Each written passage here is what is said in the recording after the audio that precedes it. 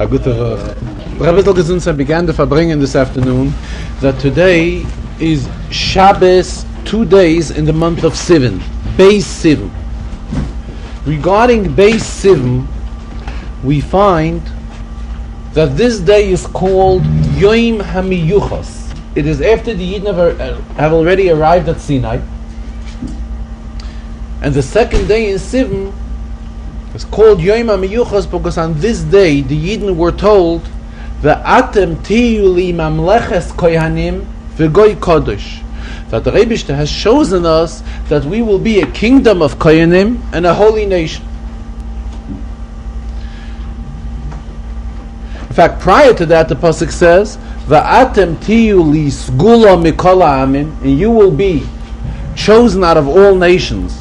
As we will get to soon see what the interpretation of sgula is. And all of this happened when? On Beis Sivan, on the second day in the month of Sivan.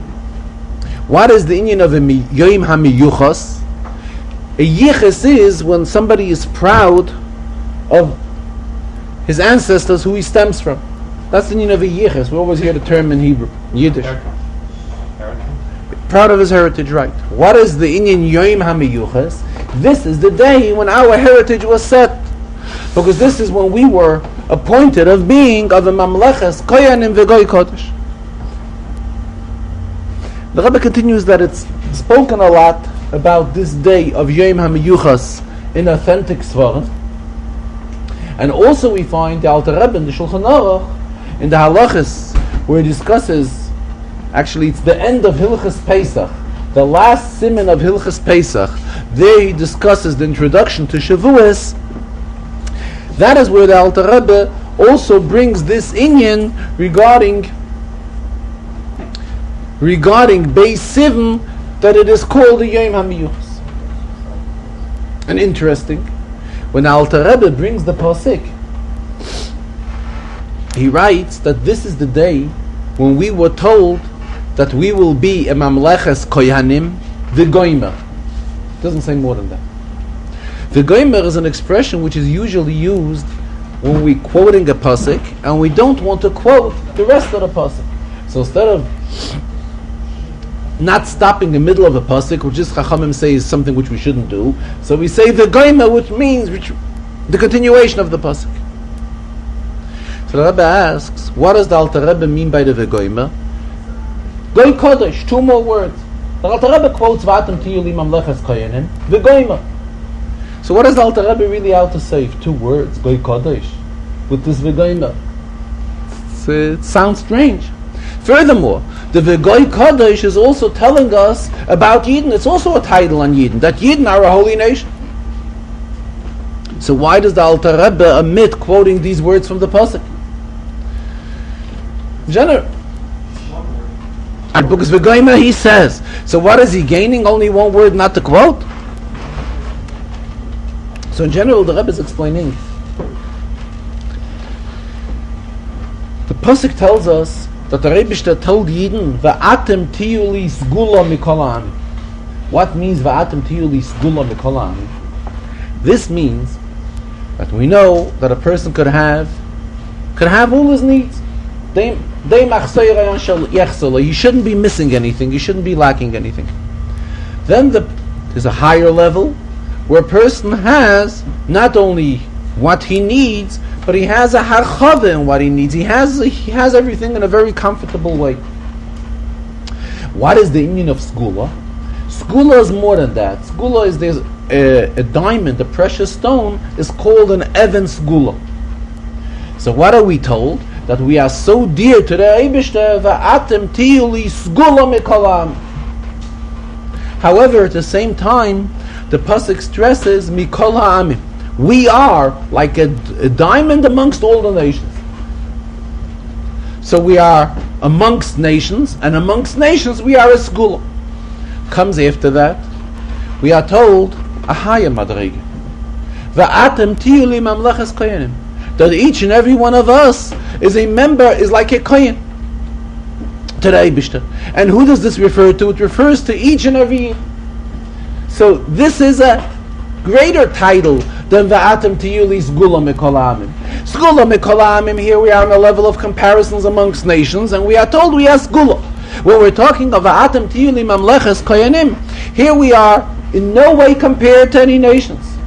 We are on a much higher madrege, and in this high madrege, we are told that we are mamleches koyanim.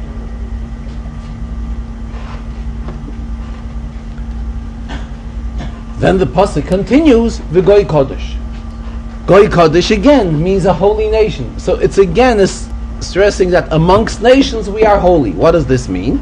So Rebbe explains that this kedusha does not only remain something in the spiritual level, but it's something which is brought down into this world, into the gashmis of the world, amongst the nations which we are a goy kodesh. Now, when the Alter Rebbe in Shulchan Aruch is trying to prove the yiches of Yidden, so Rebbe says we find it in this week's Chazarah the same thing. In this week's Chazarah, every tribe is counted. And when every tribe is counted, we say that every tribe is a descendant of Ruvain, is a descendant of Shimon, and so forth. We don't say who was Ruvain's son, or who was Shimon's son, or Shimon's grandson. All we say, all of these members are members from the tribe of Shimon. So what is the yiches? What are we proud of? We're proud of the fact that this and this tribe are descendants of Shimon, this and this tribe are descendants of Levi, and so forth. So when we want to bring out the yiches, then we don't elaborate in listing all other qualifications. There was also such a grandfather, and such a grandfather, and another grandfather. We say what is the strongest point which we want to bring out, which makes the strongest point in the yiches.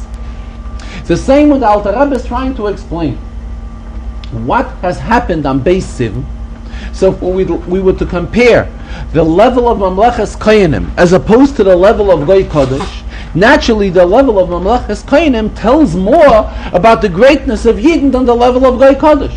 So that is why the Alter Rebbe in Shulchan Aruch, when it quotes the pasuk, and he tells us that this is the day when we were told Va'atem tiyu li mamleches koyanim v'goyim. The Rebbe concluded that these are the days of preparation to Matan Torah. This is what Beis Sivim is, what we just discussed. Then we also find in Sfarim Lagabe regarding the rest of the days until Shavuos, which is we find what exactly has happened on each one of these days. So these are days of significance regarding preparation to Matan Torah. Rebbe kept on stressing an expression which the Rebbe uses often: Tein lechacham vayechkam oid. When you give something to a wise person, then he himself on his own goes already and dwells deeper and deeper. The same he's mentioning about this inyan, about the importance of today's day, about the day of Beis Sivim.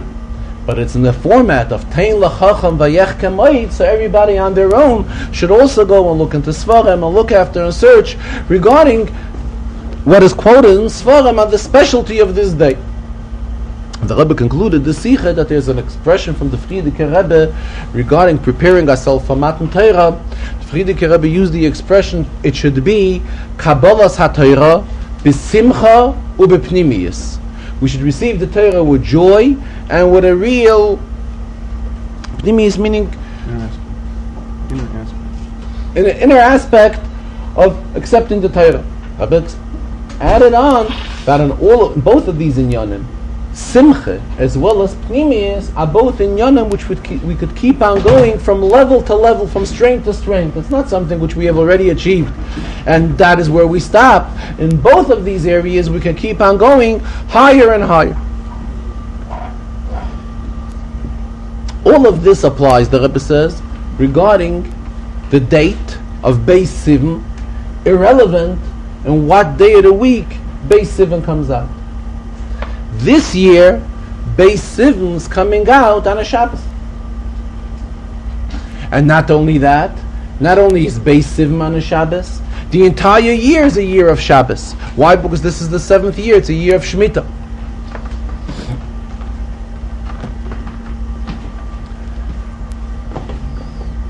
Mele, talking about this Indian, the Rebbe also added on that we now are in the 7th generation since the Alter Rebbe. Rebbe soll sein gesund is the 7th leader, the seventh leader of Chabad. So we have another plus in the fact that Beis Sivan comes out on a Shabbos. What is the inyan of Shabbos?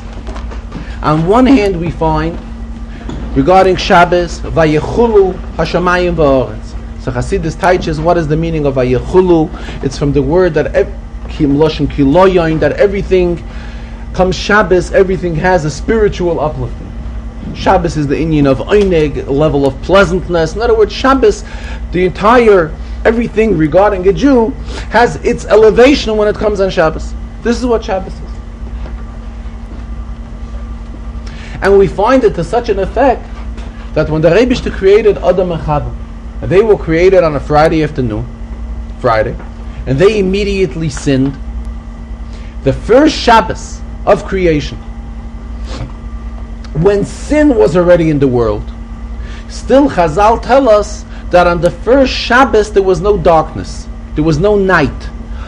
Medrash uses the expression Oisa ha'oira shimsha lamedvav shois. It went on light for a period of 36 hours. First, when it came Mitzvah Shabbos, this is when Adam Rishon put together two stones, and this is where because it became dark, so this is where he got light from. As it's quoted in Svarim, this is the of benching Shabbos. It's explained in Halachas Svarim as well. So from here we see what is the strength of Shabbos. That Shabbos is so powerful that it has an effect even in the world, even in this world, to such an extent that it doesn't allow choshech, it doesn't allow darkness. Now when we are talking in the combination of Beis Sivan, when Beis Sivan comes out to be on a Shabbos, and together with this it is also not only on the Yom HaShabbos, but it's a Shana of Shabbos. What is the difference between a week and a year? Rabbi explains, a week is based on the sun. Sun rising and the sun setting, this is the inyan of the weekly cycle. What is the inyan of the yearly cycle? A yearly cycle is based on the moon. Chassidus explains different terminology for Shemesh and Levana would be Mashpia and Mekabel. The sun is Mashpia and the Levana is in the level of Mekabel. However, the Rebbe continued, the Mekabel always has to be a Mashpia as well. The one that takes always has to be in a position of giving also. In fact, this is what Chassidus explains. It's brought in Chazal that Tana said that he's learned a lot from his Rebbes and from his friends. However, for my disciples, I gain more than from everybody. What does this mean? That because he was involved in being a mashpia, so the mekabel helped the mashpia to such an extent that now when we're talking on this inyan of Shabbos today, we have the way Shabbos stands in the week, as well as the way Shabbos stands in a year. Because this year is a Shnas HaSheva, it's a year of Shabbos. And on this Beis Sivan, both of these inyanim come together this year. So Mamela, again, we are to utilize Beis Sivan, plus all of the inyanim which we discussed before the greatness of this day. Here it's coming on a day of Shabbos, and it has the advantages of Mashpia, and the advantages of Mekabel. So again, the Rebbe demanded that this day be utilized properly, and until we will come to the final stage of Shabbos. When is the final stage of Shabbos? That is when Mashiach will come. It'll be Yom Shekuloi Shabbos, a period, an era which will be entirely Shabbos, or Menucha L'Chayelam. As it's customary in the Farbrengen, the Rebbe learns a Rashi in the week Sedra, as well as an inyan in the Zohar, an inyan in the Rambam, and also during the summer weeks in Mishnah and Pirkei Avos. As the Rebbe usually refers to the various periodicals which are published, the Ha'oras Atmimim, Ha'oras Abiyurim, which, based on the Rebbe's request, raise questions in Rashi, and the Sedra, and the Rebbe usually chooses one or two of these questions and explains it in the Farbrengen. And as we know, the Rebbe's way in learning Rashi, there are two ways. Number one, there's sometimes when Rashi says something, and this inyan requires an interpretation, requires an explanation, whatever Rashi says.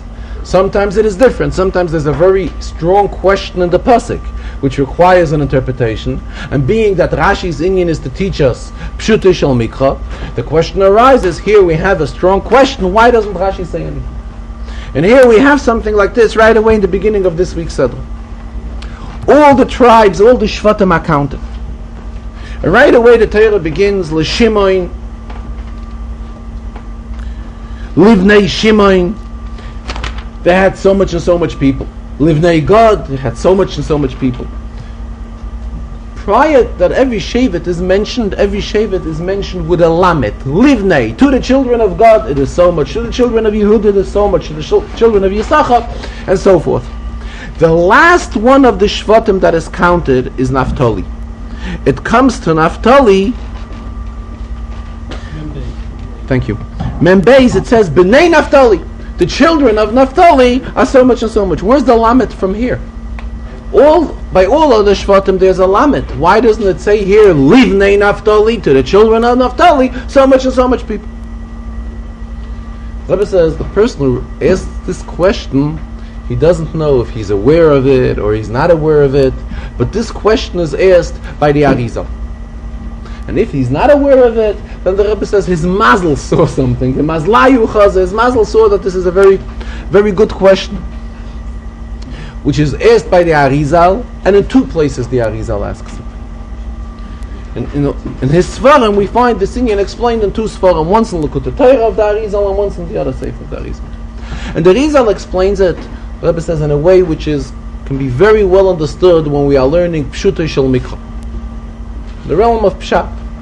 The Arizal tells us as follows, that when they counted the Yidden, they had a pinkis. Pinkis would mean a very huge book where every name was registered, a register. And next to the name of the person, they would put which tribe he's from. So they had one book which had the names of all the Yidden, together with whatever tribe each Yid is from. Then they took this book apart and they began making smaller books. What's the pshat? They began taking out the names from this book, checking off. For example, they would go through Shimon. So they would check off all the Shimons and prepare a book for Shimon. That's what Arizal says. Then they would check off all the Zvulun, so they would make a book for Zvulun. And so on until they would cover all the Shvat. When it came to the last Shevet, which was Naphtali, there was no need to make a special book for Naphtali, because automatically all the names which were not checked off and were left in this main register are all members of Naphtali. So when we are writing every other Sefer, for all the other Shvatim we have to say Livnei God, to the children of God, they made a Sefer. Livnei Yisachar, for the children of Yisachar, they had to make a book and list all the names of it. Children of Zvulun, the same. Then there was no need to make a special book for Naphtali, so the pasuk tells us B'nai Naphtali, all the names that are left in this main register, in this first register, are all members of Naphtali. Rabbi says this is a pshat which could be understood when we are learning in the realm of Pshuto Shel Mikra. And here the Rabbi requested something very interesting, because we know that we constantly keep on talking about Yafutzu Ma'anesecha Chutza, to spread the wellsprings of Chassidus, that it should reach all over. When we're talking about Mayonos, we mean the teachings of the Baal Shem Tov. But the teachings of the Baal Shem Tov are based on the teachings of the Arizal. So Yafutzu Ma'anesecha Chutza also includes the Torah of the Arizal. Here we have an inyan, which the Rebbe says would be very appropriate to publicize it to children, and make it known to children who are learning Chumash, and Talmud Torahs, and Yeshivas, and Chadarim, as well as to the Rebbes who are teaching the Chumash, that an inyan like this, which is something which gives the child to understand the pasuk, the realm of Pshat, and it should be related and publicized to as many children possible. And the Rebbe added on that wherever it would be appreciated, it's advisable that it should be related in the name of the Arizal. But where the Arizal's name will be mentioned, and this will arise in a reaction Ein lonu eisik b'nestoris. We don't want it to have to do with anybody who has to do with Kabbalah, with Chassidus. So there the Rebbe says, don't mention it in the name of the Arizal, as long as that this interpretation should reach there. Then the Rebbe asks, if this is such a very simple interpretation, the way the Arizal gives it to us, and we say that it fits into the Psukim, why doesn't Rashi say it? Rashi was before the Arizal. So Rashi should have given us this interpretation, why by Naphtali it is mentioned B'nai Naphtali without the Lamed. So Rebbe says this is no question. Why? Because the expression goes, in Hebrew there's an expression, Liyoifi hamelitze. At times there are expressions made for the poetry, for the editing of the psukim. In other words, the fact that sometimes there is a lamed and sometimes there isn't a lamed, this is not something which Rashi will get involved in. Why? Because sometimes it may sound better, sometimes to use a lamed and sometimes not to use a lamed. As well as we find many psukim in the Torah, some psukim are written malay. In other words, there are many words which we can spell them with a yud and with a vav, and at times we can omit the yud and the vav. And Rashi doesn't make an issue, in most cases at least, whether these words are written malay or they are not written, or they are written chaser, meaning excluding the yud or the vav, whatever the particular case would be. So therefore, Rashi himself did not get involved in explaining this question. Now the Rebbe explained another inyan in this week's Seder. And that is in Pasuk Nun. No further. I remember it. It is Aleph? Thank you. Yes, thank you. It is Aleph. Moshe was told, Vaydaber Hashem el Moshe Leimer, and he's telling him, Va'ata hafkei des Alevim. Count the Levim. So Rashi is telling us it doesn't just mean a mere counting, it's a counting which comes together with appointing them on their position. Where do we find that the word hafkei should mean appointing someone on a position? Rashi says there's a pasuk in Megillah Esther, Vayafked hamelech pkidim, that the king appointed people that they should travel all over the country, and they were appointed. This was after Vashti was killed, so they were looking for somebody who should be suitable to be the queen for Achashverosh.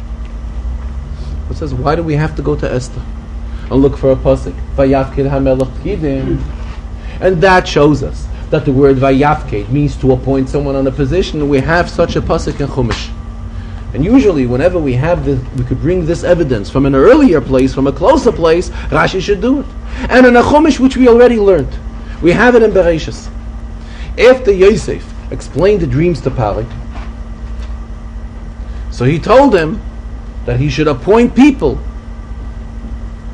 that should go around and see to it that they'll store food so that the people will have what to eat during the hunger years. If we look back in Bereshis, the same expression is used, Vayafked pkidim, to appoint people. So why does Rashi have to come on to a pasuk from Esther, and Rashi leaves a pasuk which is mentioned in Bereshis, which the child already learned? So we must learn that there is a difference in the appointments which the people were appointed by Yosef and Pari, as opposed to the appointment which the people were appointed to by Achashverosh when they went to look for a queen. The Rebbe says it's something which could be understood very practical.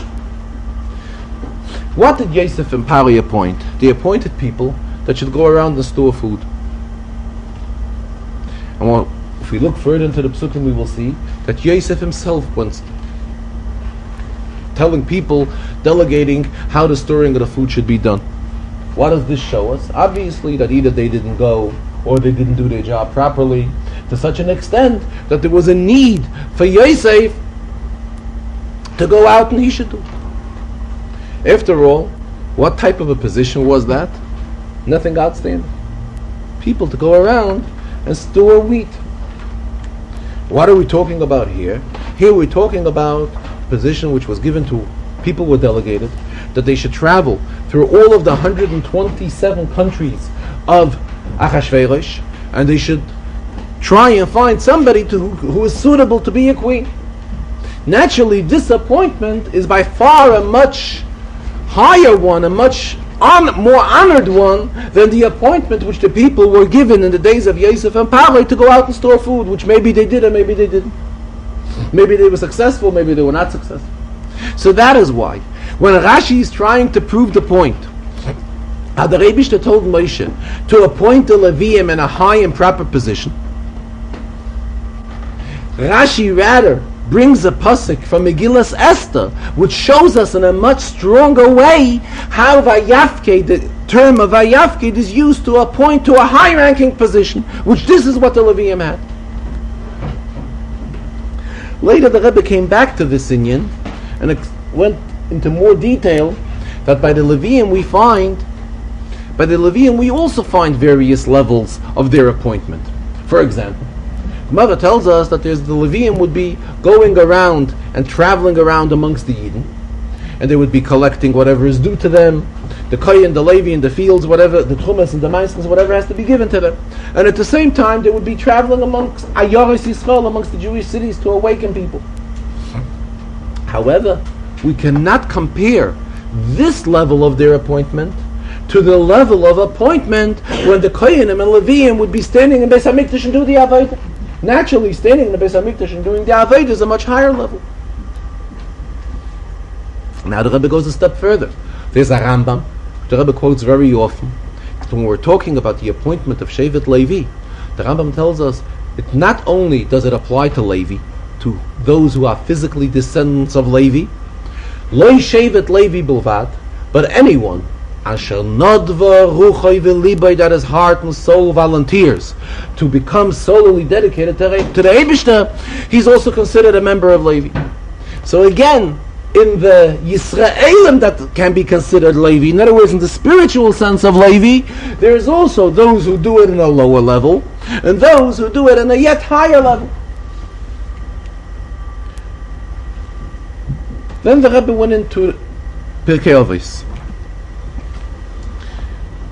Pirkei Avos today is the 6th Perek. 6th Perek, if we were to look into it, discusses primarily the greatness of Torah. This is what, to such an extent that in many Svarim, this 6th Perek has another title. It's referred to as Kinyan Torah, the Perek of acquiring Torah. Why? Because this Perek teaches us how a person can acquire Torah. And if we start looking into the Perek, we see right away a quotation in the name of Rab Meir. Anyone that learns Torah Lishma merits many things. When we go through the Perek, we see many, many advantages and what many achievements one can achieve through learning Torah. Let us go to the very end of the Perek, which there's an expression in Gemara, Hakol hoylech achar hachitum. Everything follows the conclusion. What does the Perek conclude with? The Mishnah, the 11th Mishnah. Kol ma shabara HaKadosh Baruch Hu ba'olamai. Everything which the Rebbe created in this world, lo bara elo l'chvoide. He created it solely for His glory. And the Mishnah brings a pasuk. And then he concludes, V'omer Hashem yimlech le'olam v'od. That the Rebbe will rule forever, forever and ever. So that's a very simple question. Here we are out to tell the greatness of Torah. What shaykhis does, what relation does this last Mishnah, that everything HaKadosh Baruch Hu created, He created for His honor, for His glory, what shaykhis does this have to the greatness of Torah? The whole idea of the Perek is we are a Shabbos before Matan Torah, and Shabbos gives bracha into the entire week. And Memela, being that this week we're going to have Matan Torah, so it's most appropriate that the Shabbos before we learn a Perek which tells us about the greatness of Torah. Fine, acceptable. However, what does this last Mishnah have to do with stressing the greatness of Torah? Rabbi is learning. The Mishnah is talking, the Perek is only talking about learning of Torah. However, Torah can be learned in various levels. First, the Mishnah begins the quotation of Rab Meir. Anyone that learns Torah Lishma, Torah for its own sake, merits many, many things. All these things that Rab Meir says that he merits, these are all things which he sees in this world. Rewards in this world. It's given various titles, various gifts are given to this person. I don't mean material gift, but even gifts of talent and so forth. All are expressed in Gashmias. While talking about Reb Meir, we said Reb Meir was a descendant of Gerim, converts. We find regarding Rashbi, Rab Shimon ben Yochai, there's a famous Gemara. Rashbi was a disciple of Rabbi Akiva. So Rabbi Akiva told him, Dayoch shani uboiracha makirin es koichacha. It is enough that me, meaning himself Rabbi Akiva, and his master and the Rabbeinu Shalom know your great strength, which is a tremendous praise on Rab Shimon ben Yochai. So Rebbe tells us that there is a Yerushalmi. In Talmud Yerushalmi, we find a similar expression regarding Rabbi Meir. That Rabbi Meir was also told by his Rebbe, Dayoch shani uboiracha makirin es koichacha, that me and my, in other words, his Rebbe and the Rabbeinu Shalom and his master know his great strength. But anyways, Rabbi Meir is talking about the learning of Torah in a lower level.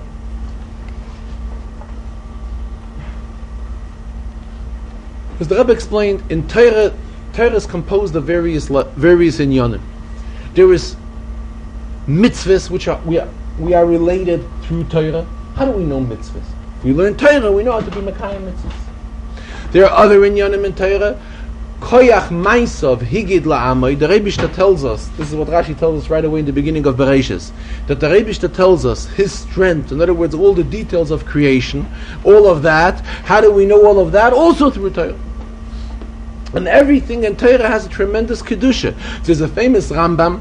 The Rambam tells us if one would say that the pasuk Achois Loiton Timna has less kedusha, has less sanctity than Anochi Hashem Elekecha, then this person is not realizing and understanding the holiness of Torah. Every pasuk in Torah is extremely holy, but nonetheless there are various levels of learning Torah. The beginning of the Perek starts off with a lower level of learning Torah. And then as the Perek keep on going and going until we come to the last Mishnah, we learn Kol Ma Shabara HaKadosh Baruch Hu B'Olamai, everything that HaKadosh Baruch Hu created, Lo Barei Elo L'Chvoida, He created it only for His honor. What means kavod? What means honor by the Eibishter? So if we turn back in this Perek, there's a Mishnah, Ein Kavod Ela Torah. What is real honor? Torah. Together with us, the Mishnah says, Ein Toiv Ela Torah. What is real good? Also Torah. In other words, it is Torah that brings out Toiv, as we just read a week ago. What does the Torah promise us right away? And it is Torah also that brings the covenant. Now when we are learning this Mishnah, here the Rebbe learns we are talking about a level of learning Torah which is a higher level.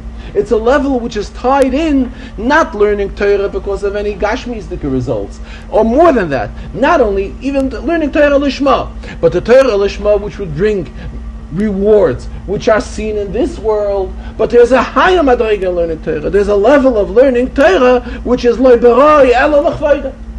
Or yet more than that, V'Omer Hashem Yimloch Lo L'Chvoida, that the Eibishter will rule eternally. What is the pshat? This is the pshat, the way he is learning Torah and accomplishing to bring the getlachkeit of the Eibishter into this world. Hashem Yimloch Lo L'Chvoida. How is this achieved? This is also achieved by learning Torah. But what type of learning Torah brings that it should be obvious? Hashem Yimloch Lo L'Chvoida. Or before that, stage before that, Kol Ma Shabara HaKadosh Baruch Hu B'Olamai Lo Barei Elo L'Chvoida. All of this comes through Torah. But this is a much higher madrege in the learning of Torah, as we have discussed at the beginning of the Perek, the quotation of Rab Meir, that Kol Ha'isik B'Torah Lishma Zeichel L'Dvarim Harbe.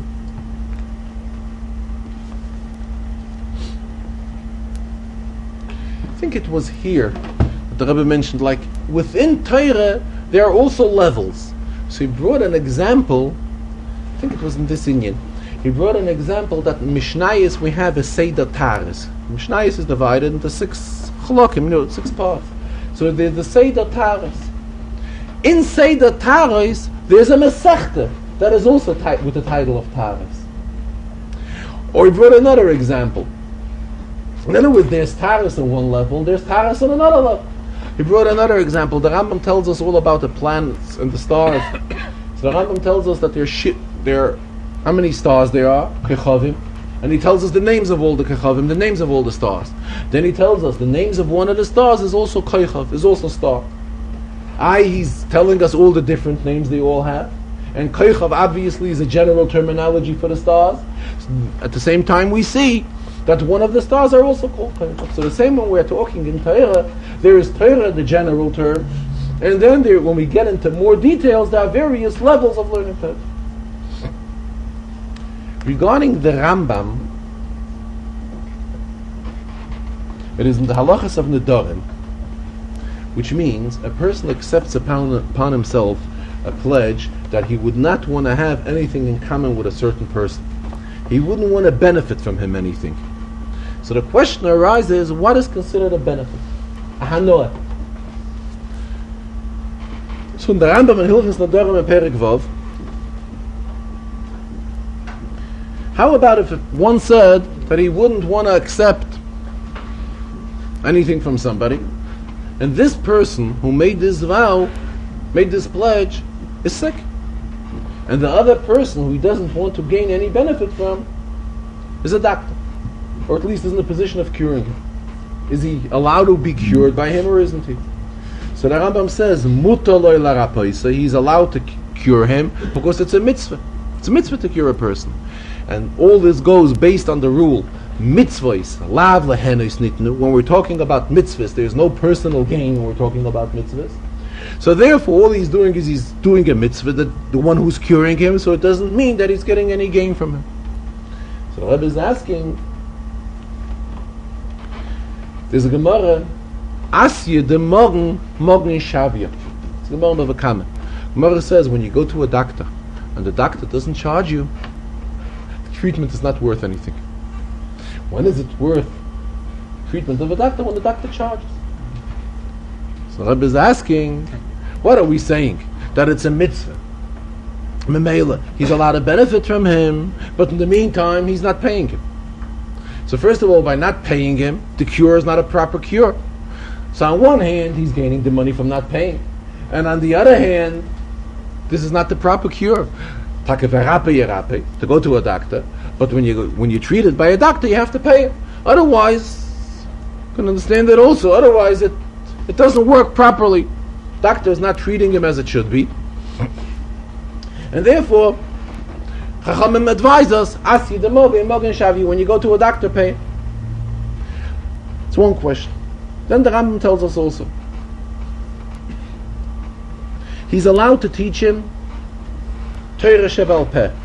If he made a pledge that he doesn't want to have any benefit from somebody, so the oral Torah you're allowed to learn from him. Why? Because the halacha is that one is not allowed to be compensated for teaching Torah. However, the written Torah, being that the written Torah we are allowed to be compensated for teaching Torah Shebeksav, Shenoitlan Allah Ascha, that he's not allowed to teach it. So the Rebbe also asked, this halacha has to be understood. But the fact is that he's gaining knowledge from the person. And he's happy from the fact that he's gaining knowledge from him, that he's teaching him Torah. So why should it, even though this is we say that for the teaching of the oral Torah you're not allowed to compensate. So therefore he's not getting any financial gain, because anyways you're not allowed to compensate, but he's gaining Torah from him, and it's something which brings him a satisfaction. So why should he be allowed to learn from him? Another halacha is here regarding if he made such an arrangement, if that person is allowed to take care of a korban for him. A korban. In other words, I made up, I don't want to benefit from that person. Is he allowed to be my shliach for being makrev a korban? So also the Rambam brings, if he's a kohen is considered shaluchei shamayim, and he's not an emissary of the one who has sent him to be makrev the korban. But again, the person is gaining by it. He is having a satisfaction. Rabbi says, he did not answer, but these halachas do require a clarification to understand when is it permitted to have a benefit from somebody when he is made up not to have any benefit from him, and when is it not permitted. And these halachas, the examples which the Rambam gives, whether it's regarding a kolm, or it's regarding learning Torah, or it's regarding being cured from him, are halachas which require an interpretation. The Rebbe concluded the Farbrengen by again reminding us to see to it that all children, all Jewish children, as well as adults, as he said, should be in shul on Shavuos. Shavuos is the day to the hearing of the Aseres, to the listening of the Aseres Adibres, to make sure that everybody is there, and in general to prepare ourselves properly for Shavuos. And the preparation should be in a way in all three areas of Torah, Avodah, and Gemilas Chasodim, which these are the three pillars which the world stands on.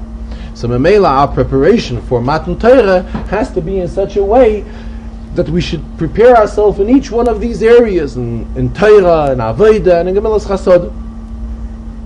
And here the Rebbe came to another inyan. He spoke that in the inyan of Gemilas Chasodim there is also the inyan of Achnosas Oichem.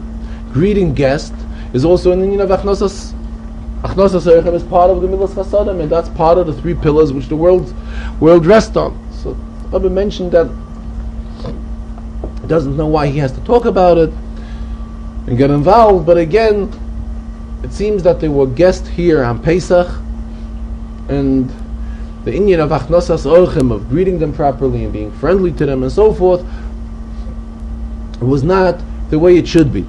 And though there are many organizations and many committees, I've listed several of them. He says that we have a Vada Shchune and a Vada Kol, and there's other organizations here, Agudas Chabad, America's L'Nyonei Chinuch, that will refer to his own office. And nonetheless, this inyan was neglected. He says it's something which can't understand why. But on the other hand, he says there's an expression which is quoted in Chassidus.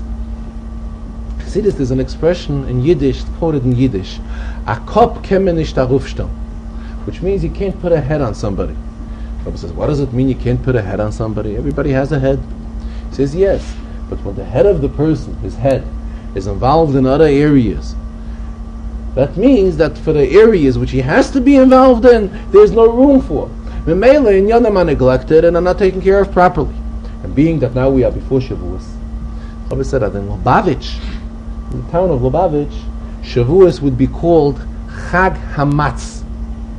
What is Chag Hamatz? Matz is an abbreviation, Meir Tzedek, which refers to a Rav.